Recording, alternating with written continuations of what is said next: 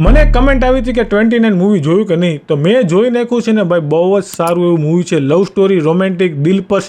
તમને 2 મૂવી કહીશ જે તમારા ભાઈ દિલ હારે રમતું હોય ને ઇમોશનલી ડેમેજ કરે.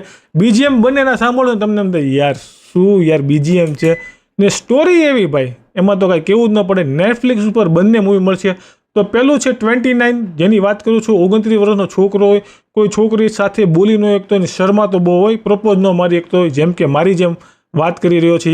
21 વર્ષની છોકરી સાથે લવ કરે છે, પણ ભાઈ પછી મૂવીમાં પીક પકડાય છે કે તમે પોતે શું છો, પોતાની ઓળખ શું છે, એ આ વાત બતાવે છે. એટલે જરૂરથી જોવું જોઈએ. ને બીજું છે વિથ લવ.